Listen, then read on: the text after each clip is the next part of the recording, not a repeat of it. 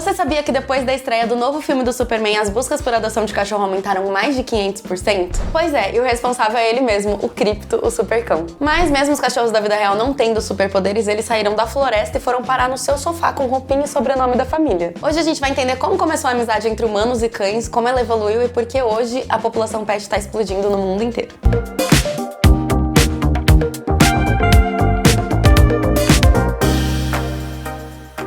E para entender essa amizade, a gente tem que voltar milhares de anos. Cientistas estimam que os cães foram os primeiros animais domesticados lá no final da última era do gelo, há cerca de 15 a 30 mil anos. Eles eram lobos que foram se aproximando de acampamentos humanos e no começo era por interesse, porque eles queriam os restos de comida deixados ali. Mas com o tempo, alguns desses lobos que eram mais mansos e menos agressivos foram ganhando confiança, se aproximando mais e virando passeios de caça, de vigia e depois de vida. E foi o início da domesticação, um processo onde os animais começam a viver perto de humanos e ao longo de gerações mudam seu comportamento e até sua aparência.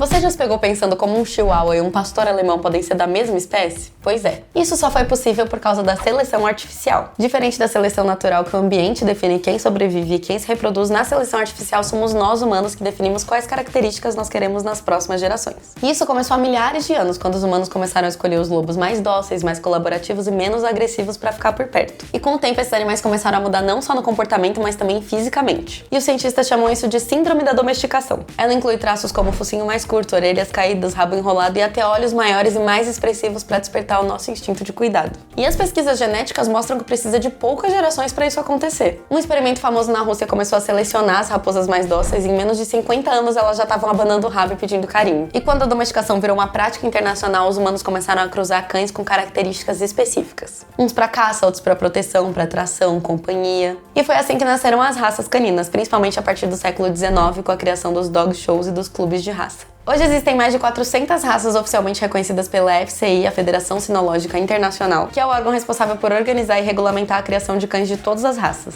E a diferença entre elas é uma das maiores dentro de uma única espécie mamífera. Inclusive, estudos do genoma canino mostram que a maioria das raças modernas surgiram nos últimos 200 anos. Ou seja, essa variedade absurda de cães é muito recente na nossa história. Mas vale lembrar, por mais diferente que eles pareçam, todos os cães domesticados pertencem à mesma raça, Canis lupus familiaris. Esse é o nome científico do seu cãozinho.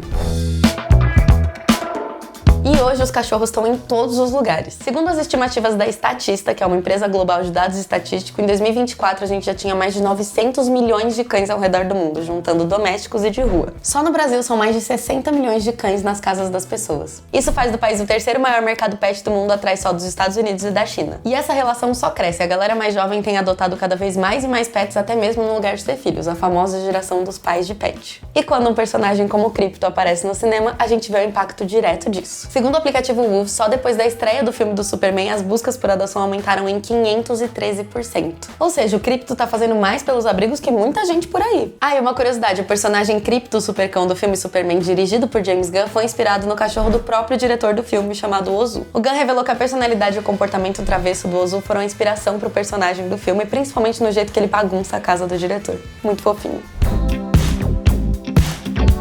Agora, por que a gente ama tanto os cães? Existe uma explicação até biológica pra isso. Quando a gente interage com cachorros, nosso cérebro libera ocitocina, o hormônio do amor, o mesmo sentimento de quando a gente interage com alguém que a gente gosta. O pet oferece companhia emocional e alivia os sintomas de ansiedade e solidão. E também combate e previne a depressão porque ele traz uma rotina, uma estrutura diária à vida do tutor do animal, trazendo um senso de responsabilidade. E é por isso que os cães ajudam a reduzir o estresse, a ansiedade e até aumentam a expectativa de vida dos tutores. E em tempos de vida urbana intensa, redes sociais e solidão digital, os cães voltaram a cumprir um papel que eles já tinham lá desde o início, ficar ao nosso lado. Segundo uma pesquisa realizada pela Radar Pet, o número de animais em lares brasileiros aumentou 30% durante o isolamento social da pandemia. Ou seja, muita gente buscou a companhia dos peludos nesse momento tão difícil.